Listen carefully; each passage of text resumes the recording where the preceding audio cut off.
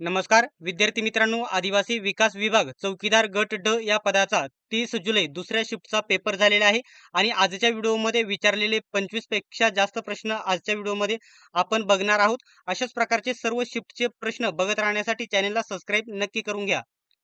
आणि आपला जो आदिवासी विकास विभाग पदभरतीचा जो स्पेशल टेलिग्राम ग्रुप आहे नक्की जॉईन करा. लिंक तुम्हाला डिस्क्रिप्शन मध्ये देत आहे. विद्यार्थी मित्रांनो, सोहेल सिकंदर मुजावर या कोल्हापूरच्या विद्यार्थ्यांनी आपल्याला 15 पेक्षा जास्त प्रश्न पाठवलेले आहेत आणि लोकेश भरत सोनवणे या विद्यार्थ्यांना आपल्याला 7 पेक्षा जास्त प्रश्न पाठवलेले आहेत. अशा प्रकारचे एकूण 25 पेक्षा जास्त प्रश्न या विद्यार्थ्यांनी पाठवलेले आहेत. जर तुम्ही देखील पेपर दिल्याच्या नंतर या ठिकाणी 9403169816 या नंबरवरती पाठवायचा आहे. पुन्हा एकदा दोनही विद्यार्थ्यांचं खूप खूप स्वागत आहे, जेणेकरून त्यांनी विद्यार्थ्यांना परीक्षेचा पॅटर्न काय आहे, कशा प्रकारचे प्रश्न विचारले जात आहेत, कोणते टॉपिक जास्त विचारले जात आहे, हे विद्यार्थ्यांना समजून येईल आणि त्यांना या ठिकाणी जास्तीत जास्त स्कोर करण्यासाठी मदत होईल. या दोन्ही विद्यार्थ्यांचं मनपूर्वक स्वागत आहे. आता या ठिकाणी प्रश्नांना सुरुवात करण्याच्या अगोदर छोटीशी महत्वाची माहिती सांगणार आहे. आदिवासी विकास विभाग चौकीदार गट ड या परीक्षेसाठी सर्वात बेस्ट पुस्तक महाराष्ट्रामध्ये एकमेव उपलब्ध आहे. स्मार्ट स्टडी नांदेड यांनी लॉन्च केलेले आहे.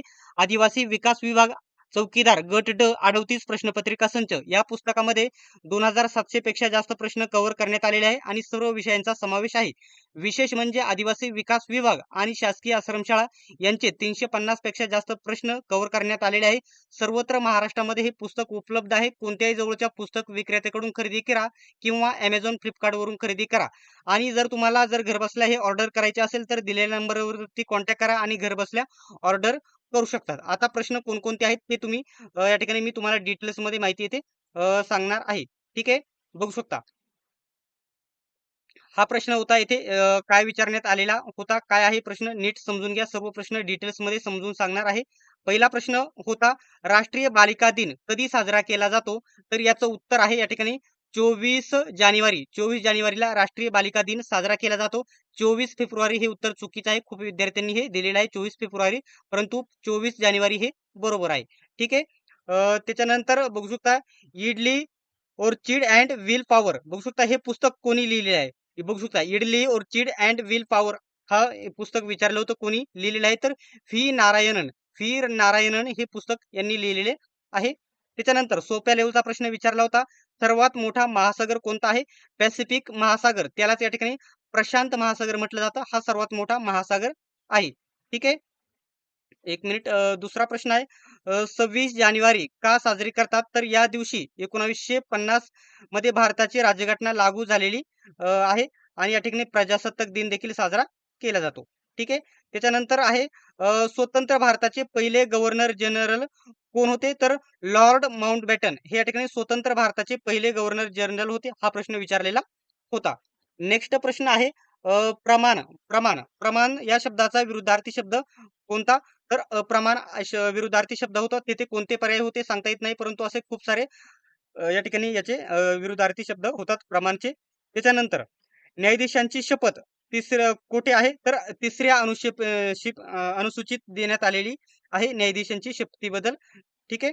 त्याच्यानंतर भारत मंडपमचे उद्घाटन कोणी केले? तर पंतप्रधान नरेंद्र मोदी यांनी केलेले आहे. नेक्स्ट प्रश्न आहे, 1 फेब्रुवारी 2026 रोजी ICC चे अध्यक्ष कोण आहेत? तर अमित शहा हे या ठिकाणी अध्यक्ष आहेत 1 फेब्रुवारी 2026 रोजी पर्यंत. या ठिकाणी कोण आहेत? तर जय शहा हे आहेत. ठीक आहे. नेक्स्ट आहे, जैन धर्माचे शेवटचे तीर्थकार कोण आहेत? तर भगवान महावीर हे या ठिकाणी जैन धर्माचे शेवटचे तीर्थकार आहेत. नेक्स्ट आहे, खालसा पंथाची स्थापना कोणी केली? खालसा पंथाची स्थापना कोणी केली? तर गुरु गोविंद सिंग यांनी 1699 मध्ये केलेली आहे खालसा पंथाची स्थापना. नेक्स्ट आहे या ठिकाणी, भारतातील सर्वात मोठे जैवमंडल भारतातील सर्वात मोठे जैवमंडल कोणते आहे? तर गल्फ ऑफ मन्नार हे आहे. ठीक आहे, तामिळनाडूमध्ये स्थित आहे. नेक्स्ट आहे, एक मिनिट. ठीक आहे. बांगलादेशचे पंतप्रधान कोण आहेत? या प्रश्नाच्या परीक्षेच्या या ठिकाणी तारखेनुसार उत्तर तपासावे लागणार आहे. सध्याच्या घडीला या ठिकाणी बांगलादेशचे अंतरिम सरकार आहे. त्यामुळे विचारलेल्या तारखेनुसार हे बदलू शकतं. हे उत्तर ChatGPT कडून मी घेतलेलं आहे. याच्यामध्ये नक्की काय उत्तर आहे ते लवकरच मी तुम्हाला म्हणजे कमेंट बॉक्समध्ये कमेंट पिन करेल आणि टाकून देईल, जेणेकरून जे उत्तर होतं ते विद्यार्थ्यांना समजेल. ठीक आहे. नेक्स्ट आहे टेलिग्राफचा शोध कोणी लावला? टेलिग्राफचा शोध कोणी लावलेला आहे? ठीक आहे. ठीक आहे. कोणी लावलेला आहे टेलिग्राफचा? तर सॅम्युअल मोर्स. सॅम्युअल मोर्स यांनी टेलिग्राफचा शोध लावला आहे. हा नेक्स्ट प्रश्न, मानवाने सर्वप्रथम वापरलेला धातू. तर तांबे हा मानवाने सर्वप्रथम वापरलेला धातू आहे. ठीक आहे. सोपा प्रश्न आहे. नेक्स्ट आहे, बघू शकता. प्लॅटिनम, युरेनियम, रेडियम, थोरियम यापैकी सर्वात जड काय आहे? तर युरेनियम हे सर्वात जड आहे. ठीक आहे. हा देखील प्रश्न विचारलेला होता. नेक्स्ट आहे, जिभेला काय म्हणतात? या ठिकाणी जिव्हा, जिभेला जिव्हा असे म्हणतात. ठीक आहे. एक मिनिट. जिभेला वेगवेगळे या ठिकाणी पर्याय होते. तर कंठ, गळा, घसा असे पर्याय होते, परंतु जिव्हा हा योग्य पर्याय तुमचा होईल. मेंढीचा आवाज काय आहे? तर बे बे असा आवाज आहे. तर येथे या ठिकाणी शेळीचा आवाज, विविध प्राण्यांचा आवाज देखील विचारला जाऊ शकतो नेक्स्ट शिफ्ट मध्ये. प्रतिकार या शब्दाचा विरुद्धार्थी शब्द विचारलेला होता. तर स्वीकार. प्रतिकार म्हणजे विरोध, प्रतिकार करणे म्हणजेच विरोध करणे. त्याचा विरुद्धार्थी शब्द स्वीकार करणे किंवा संदर्भानुसार त्याचे समर्पण करणे असा याचा पर्याय होईल. स्वीकार करणे हा योग्य उत्तर आहे. ठीक आहे. त्याच्या इथे वेगवेगळे अजून समानार्थी शब्द आणि त्याचे पर्याय असू शकतात. पर्याय कोणते होते विद्यार्थ्यांच्या लक्षात राहत नाही. ठीक आहे. वेन डायग्राम वरती प्रश्न होते, त्याच्यानंतर दिशा ज्ञान याच्यावरती प्रश्न होते. पुढील प्रश्न या ठिकाणी काळ्या रंगाची मृदा कशी असते? तर गाळाची मृदा असते. परंतु इथे गाळाची मृदा या ठिकाणी असं गाळाची मृदा असते. हा देखील पर्याय असणे शक्यता आहे. त्याच्यानंतर उभयचर आणि सरपटणाऱ्या प्राण्यांना काय म्हणतात? ठीक आहे. उभयचर आणि सरपटणाऱ्या प्राण्यांना काय म्हणतात? तर हर्पेटॉलॉजी म्हटली जाते उभयचर आणि सरपटणाऱ्या प्राण्यांना. ठीक आहे. त्याच्यामध्ये सरीसृप व उभयचर प्राण्यांचा समावेश असतो. ठीक आहे. हे झालेलं आहे. एक मिनिट. खालचा या ठिकाणी प्रश्न, लक्षणीय प्रमाणात कोणता धातू वापरतात? युरेनियम वापरतात. ठीक आहे. पर्याय वगैरे होते विद्यार्थ्यांनी सांगितलेले आहे. जर जर अणुऊर्जा निर्मितीसाठी कोणता धातू वापरतात असा प्रश्न असेल, तर त्याचं युरेनियम हे उत्तर असणार आहे. लक्षात घ्या. त्याच्यानंतर प्रश्न होता, मोहम्मद बिन तुगलकच्या काळात कोण कोण भारतामध्ये आला होता? कोण? तर इब्न बतुता जो आहे ना, तो मोहम्मद बिन तुगलक यांच्या काळामध्ये भारतामध्ये आलेला होता.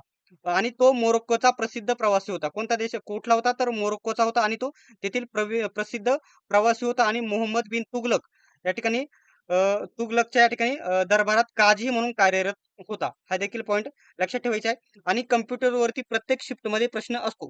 ठीक आहे. तर कम्प्युटरचे इनपुट डिव्हाइस कोणते? पर्याय होते माऊस, त्याच्यानंतर स्पीकर, कीबोर्ड, प्रिंटर असे पर्याय होते. तर याचं उत्तर कीबोर्ड,